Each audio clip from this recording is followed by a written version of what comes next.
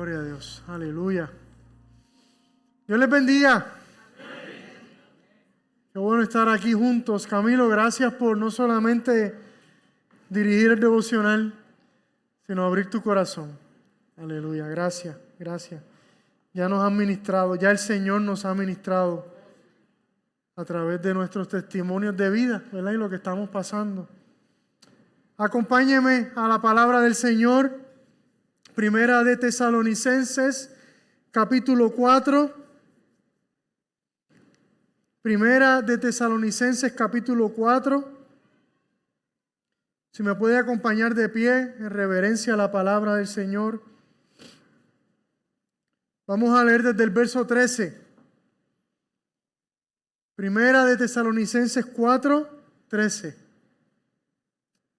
¿Ven? Voy a leer en la Biblia, la Nueva Biblia de las Américas. Amén. ¿Estamos listos? Amén. Dice la palabra del Señor: pero no queremos, hermanos, que ignoren acerca de los que duermen, para que no se entristezcan como lo hacen los demás que no tienen esperanza.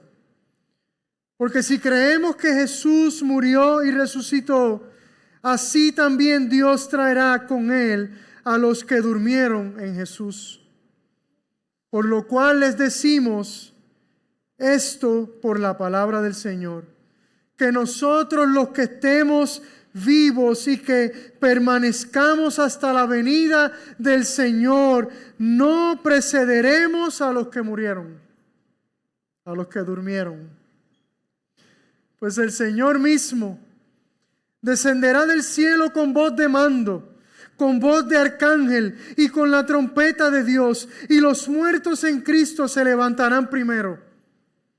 Entonces nosotros, los que estemos vivos y que permanezcamos, seremos arrebatados juntamente con ellos en las nubes al encuentro del Señor en el aire, y así estaremos por siempre con el Señor.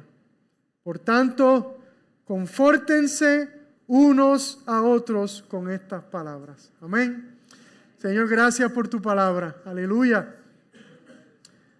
Yo estoy seguro que tú quieres decirnos algo en esta mañana. Tu palabra nunca se abre y se expone en vano. Nunca, nunca, nunca vuelve atrás vacía. Siempre hace el trabajo para el cual fue enviada. Y esa es mi esperanza como predicador. Y yo sé que esa es la esperanza de mis hermanos como ovejas que están escuchando, no a mí, al pastor de los pastores, a Cristo Jesús. Gracias, Señor. Bendícenos. Sigue bendiciéndonos en esta mañana, en el nombre de Jesús. Amén. Amén. Pueden sentarse.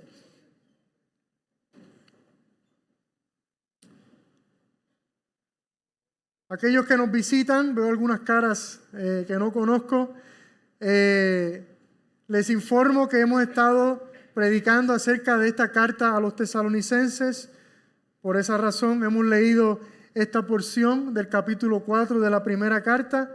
Así que para que usted se ponga en sintonía, hemos estado sumergiéndonos en esta carta maravillosa que yo le he titulado Evangelio 101.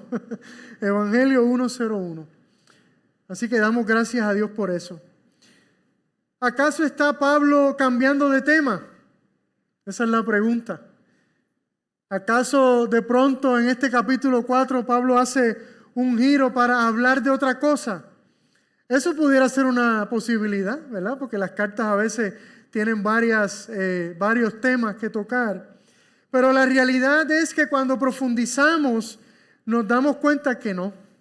Pablo no está cambiando de tema, todo lo contrario. Y ya mismo, ¿verdad? Cuando terminemos espero que usted se convenza de eso. El apóstol Pablo nos ha estado hablando de la santificación, ¿cierto? En todo este capítulo 4. Así que tenemos que entender que algo tiene que ver este tema que él acaba de comenzar en este versículo 13 con la santificación. ¿Cuál es el propósito de la santificación? Eso sería una buena pregunta de examen. ¿Cuál es el fin de nuestra santificación? Si usted tiene su Biblia abierta todavía y usted regresa al capítulo 3, verso 13, que es donde Pablo comienza a hablar de este tema, dice que el Señor, ese es su deseo, esa es su petición como apóstol de Jesucristo. Él desea que el Señor afirme sus corazones irreprensibles en santidad delante de nuestro Dios y Padre. ¿Para qué? ¿O en qué circunstancias? En la venida de nuestro Señor Jesús con todos los santos. ¿Se fija? Hay una conexión desde el principio entre nuestro proceso de santificación y el final de los tiempos, cuando nos encontremos cara a cara con nuestro Salvador. Y como hemos cantado en esta mañana, de la declaración de fe de la Alianza Cristiana y Misionera, dice en el artículo K, con la letra K, que habla de la segunda venida del Señor, dice lo siguiente: la segunda venida es la esperanza bienaventurada del creyente. ¿Escuchó esa palabrita? Esperanza bienaventurada del creyente. Esperanza que trae gozo, alegría, paz. Y es una verdad vital. ¿Qué es vital? Fundamental, que no podemos apartarnos de eso, que le impulsa a una vida santa y a un servicio fiel. Será importante reflexionar como iglesia en este tema, o seguir reflexionando, porque estuvimos 2 años reflexionando en Apocalipsis. ¿Será importante continuar reflexionando en este tema? Sí. Porque nosotros como iglesia queremos ser una iglesia que vive con una anticipación del regreso de nuestro Señor. Y esa anticipación produce esperanza bienaventurada. Y desde que comenzamos a estudiar este libro, es la verdadera preocupación de Pablo. La santificación de los tesalonicenses. Y yo mientras reflexionaba en esta porción, me preguntaba, ¿vivo yo preocupado por la santificación de mis hermanos? ¿Vives tú preocupado o preocupada por la santificación de tus hermanos? Esa es una buena pregunta, ¿verdad? A veces nos preocupamos más porque la gente acepte a Cristo, ¿verdad? Porque la gente pase a un llamado. Y eso no está mal, ¿verdad? Eso puede ser la puerta que se abre, pero a veces nos preocupamos más por eso y celebramos eso más, que lo debemos celebrar, más que por la santificación de nuestros hermanos. Nos gusta decir, algunas iglesias dicen, ¿verdad? Ven como estés. Nos gusta, lindo ese tema, ven como estés. Y en parte no está mal.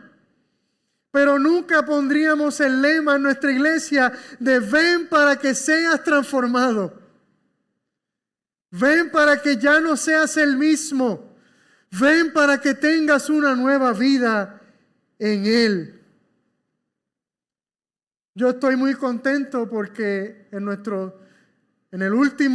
últimos bautismos, yo hice un reto a la iglesia. No sé si alguien se acuerda de ese reto. Bautizamos a 3 personas. Y yo pregunté, ¿quién va a discipular a estas personas? ¿Se acuerdan? Y yo estoy muy contento porque 2 de esas personas están siendo discipuladas. Muy contento. Falta una, ¿verdad? Que todavía me falta una. Pero hay dos personas que ya están teniendo una relación de discipulado con gente de nuestra iglesia. Por otro lado, Pablo también tiene una genuina preocupación por el ánimo y la salud espiritual de los tesalonicenses. ¿Por qué? ¿Por qué esa preocupación? Porque por causa de la persecución, estos hermanos han perdido gente de la iglesia que han sido martirizados a causa de su fe. Y los creyentes están tratando de mantenerse firmes en el Señor, aún en medio de estas circunstancias. Y nosotros no podemos entender a ciencia cierta de lo que se trata esto.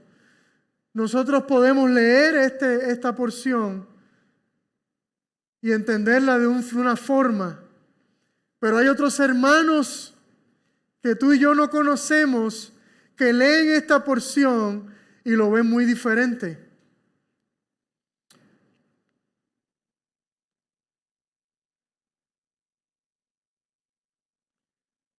Estos chicos hermosos, pareja de matrimonio joven, enviados al campo misionero con mucho entusiasmo, 21 y 22 años creo que tenían, se casaron y salieron al campo.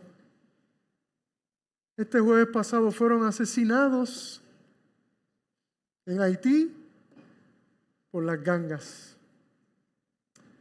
Ellos estaban allí en Puerto Príncipe ayudando a los más vulnerables, a los niños abandonados, los niños sin padre.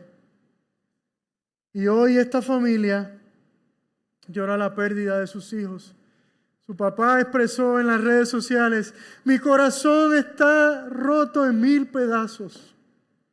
El papá de ella. De esto Pablo está hablándole a los tesalonicenses. Entonces,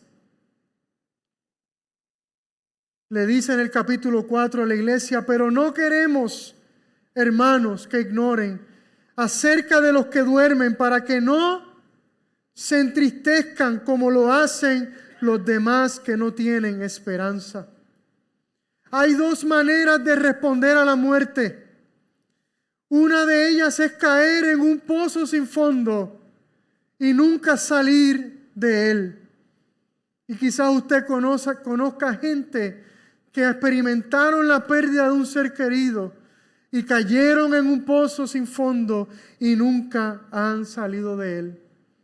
Pero hay otra manera de responder a la muerte, y es experimentar una extraña y hasta confusa combinación de tristeza y gozo. Recuerdo cuando José Elías perdió a su mamá hace poco, él nos decía: tengo una confusión, ¿verdad? No sé si entre esa tristeza de perder a mi mamá, pero a la misma vez un gozo y una alegría. Entonces, una confusión extraña para aquellos que hemos creído en el Señor Jesucristo. Madres que pierden a sus hijos. Yo vi a mi mamá perder a su hijo menor, y también la he visto ser rescatada de ese pozo sin fondo, porque puso su confianza en el Señor. Aleluya. Pablo utiliza la palabra dormir. Si usted se fijó y leyó con calma, se dio cuenta que Pablo utiliza esta palabra dormir para referirse a la muerte. Y esto no es un eufemismo, ¿verdad? Esto no es una manera de dorar la píldora, como decimos nosotros aquí en Puerto Rico. No. No quiere decir que nosotros ignoramos el dolor o que reaccionamos de manera triunfalista. No, lloramos con los que lloran, sufrimos, nos entristecimos. Pablo no le está diciendo a la iglesia: ustedes no pueden entristecerse. No, Él está diciendo, ustedes no pueden entristecerse de esta manera, como hacen algunos que no tienen esperanza. La verdad es que este lenguaje no es original de Pablo. ¿Recuerdan la historia de Jairo, el oficial de la sinagoga?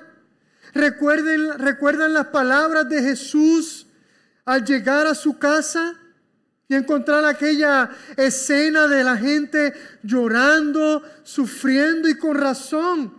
Una jovencita de 12 años acaba de morir.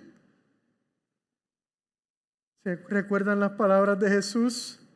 No lloren, porque no ha muerto, sino que duerme. Y la reacción de la gente burlándose de él. ¿Recuerdan la historia de Lázaro? Jesús dijo, nuestro amigo Lázaro se ha dormido, pero voy a ¿qué? A despertarlo. Aleluya. El jueves estuvimos en el sepelio del hermano de Freddy, allá en Florida. Y yo llegué un poquito, me adelanté, cogí otra ruta y llegué un poco antes de la, ¿cómo se le llama? A la caravana fúnebre, al cortejo fúnebre. Y me senté en una tumba con Joana y medité un rato allí, en lo que llegaba la gente y el carro fúnebre.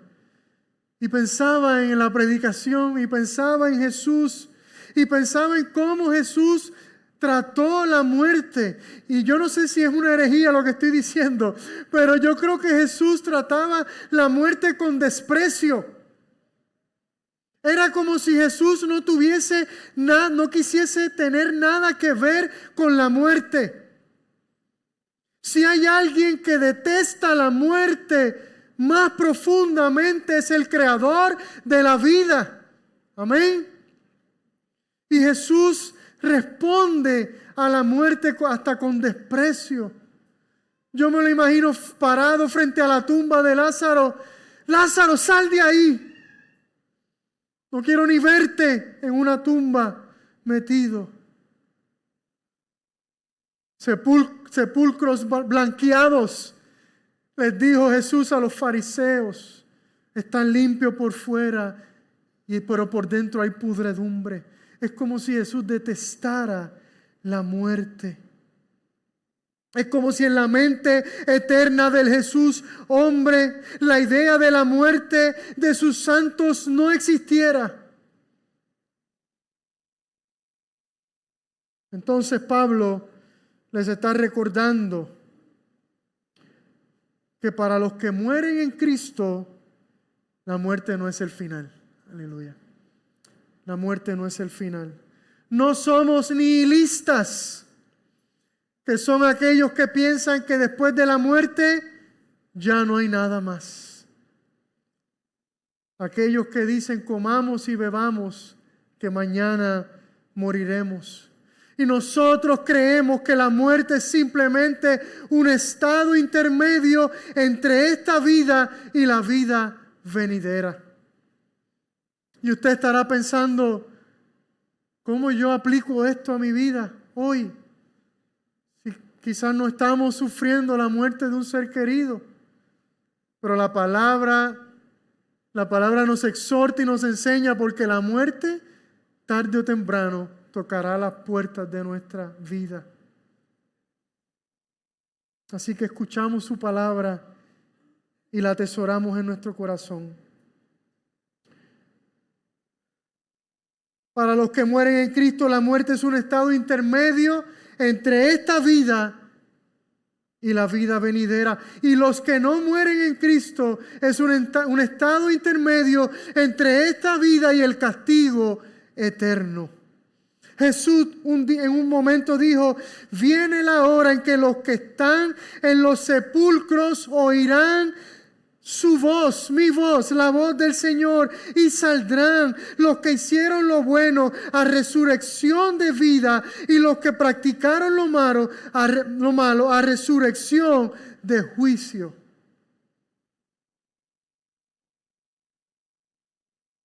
Dormir también implica descanso. ¿Ven? Cuando usted se acuesta a dormir, usted se acuesta a descansar. Así que para los que mueren en Cristo, la muerte es un descanso de la laboriosidad de esta vida. Aleluya. Pero para los que no mueren en Cristo, la muerte nunca será un descanso. Aleluya. Entonces la doctrina de la resurrección de los muertos en el día final nos llena de esperanza en nuestro momento de dolor. Esa es la idea, ese es el mensaje. Para los que mueren en Cristo, la muerte es ganancia, dice su palabra. Y para los que sufrimos la muerte de un ser querido, el saber que ese ser querido solo duerme, también es esperanza. Aleluya. Nuestra esperanza es principalmente, o no es principalmente porque lo vamos a volver a ver, aunque eso también nos da esperanza, pero el fundamento de nuestra esperanza es que en el día final ellos también serán objetos de la redención final de Dios. Aleluya. No hay doctrina, amados y amadas, no hay religión que te dé la esperanza para enfrentar la muerte como el cristianismo. No lo hay. El pensamiento grecorromano que rodeaba la vida de esta iglesia en Tesalónica no proveía una verdadera esperanza con relación a la muerte. Los filósofos epicúreos decían, miren qué interesante esta frase, mientras vivamos, la muerte no existe para nosotros. Obviamente.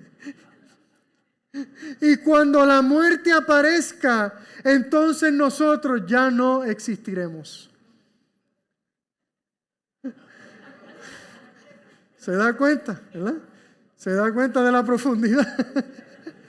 Pero lo que esto refleja es como estas personas veían la muerte.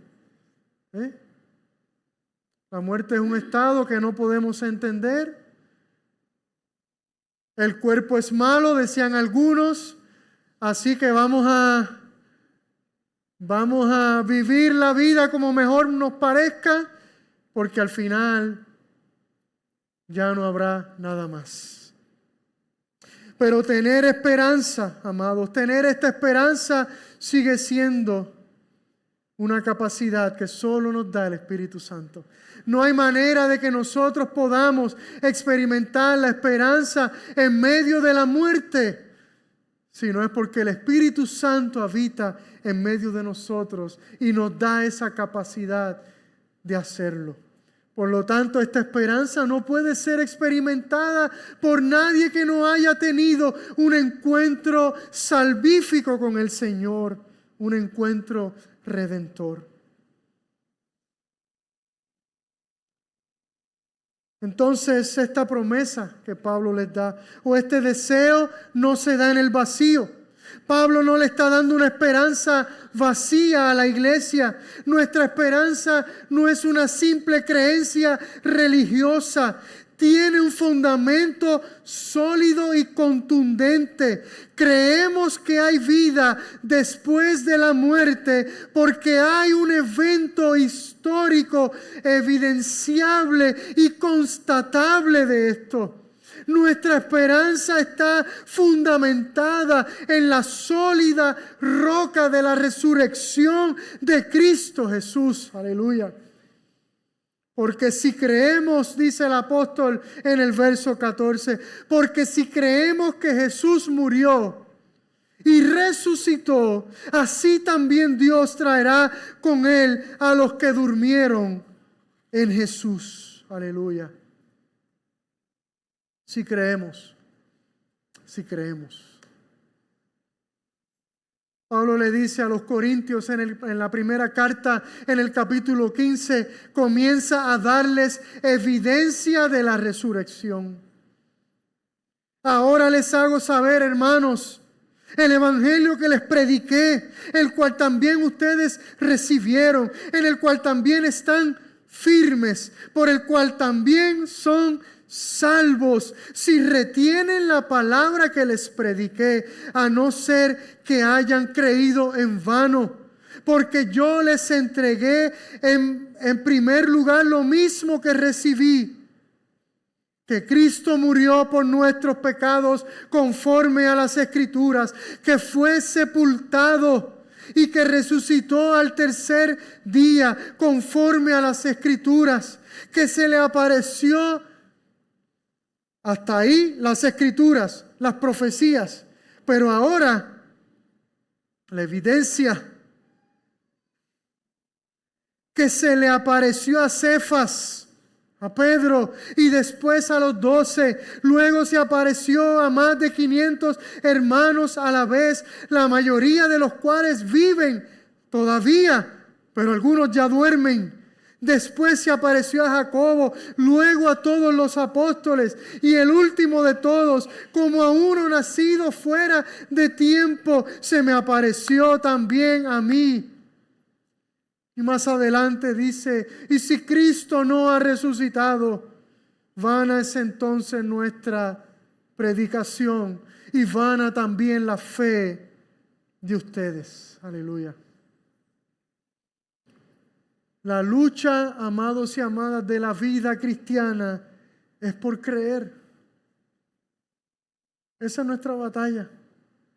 Todos los días levantarnos y decir, hoy creo.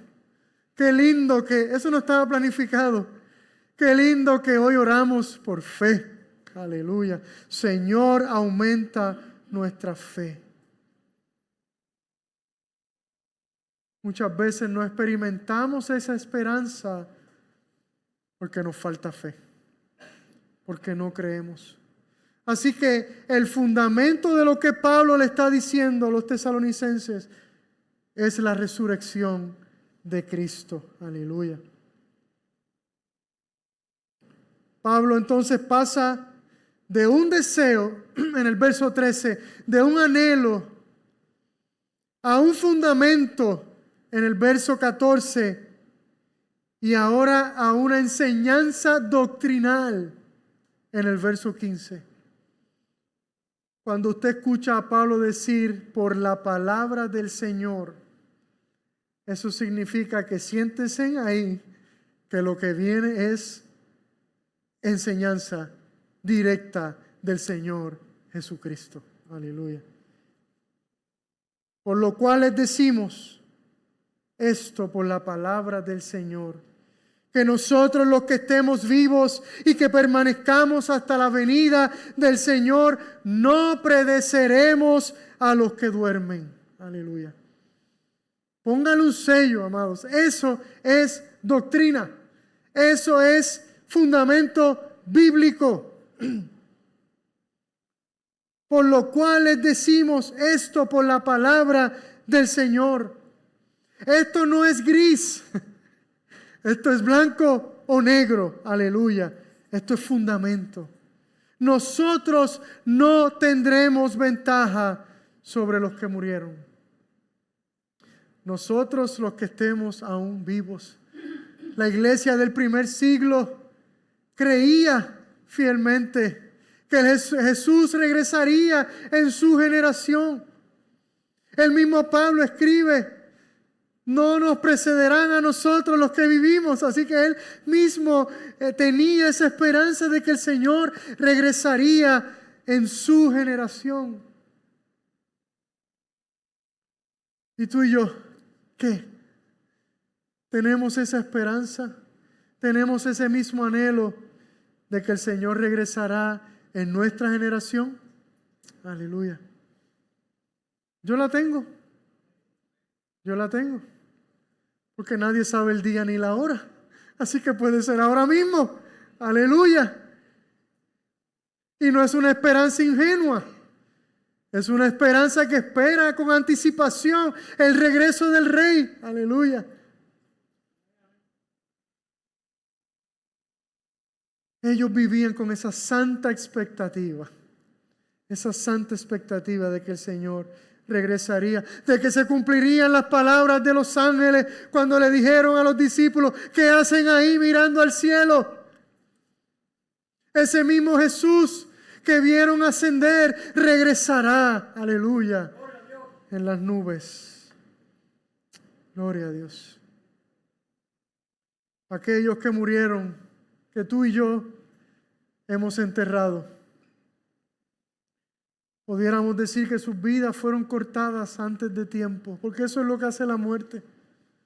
No importa si moriste a los 30 o a los 80, no importa. La muerte es una vida cortada antes de tiempo. Y aunque podamos decir que sus vidas fueron cortadas, Pablo y el Señor nos está afirmando de que nosotros no tenemos ventaja sobre ellos. El día del regreso del Señor, ellos estarán en primera fila. Aleluya. Ellos estarán en primera fila. Gloria a Dios. Tarde que temprano, amados y amadas, experimentaremos la muerte. Un padre que recibe la noticia que sus hijos han sido asesinados en el país donde fueron a servir. Una madre que recibe la noticia de que su hijo ha fallecido porque fue impactado en un accidente de tránsito. Y así por el estilo. Todos experimentaremos la muerte. Algunos han perdido hasta una criatura que estaba en su vientre. La muerte no discrimina, pero el Señor sigue triunfante y victorioso sobre ella. Aleluya. Y solo nuestra fe nos dará la esperanza que sanará el dolor. Amén. Y aquí hay muchos ejemplos de gente que puede testificar cómo nuestra fe, su fe, los ayudó. Fue la medicina para sanar su dolor. No reaccionemos, amados, a la muerte de forma triunfalista. Cuando perdona José Elías que te siga usando como ejemplo. Cuando José Elías nos escribió al grupo pequeño, me impactó lo que escribió, ¿verdad? Porque él dijo: mi mamá se murió. Mi mamá se murió. No usó palabras rebuscadas, ¿verdad?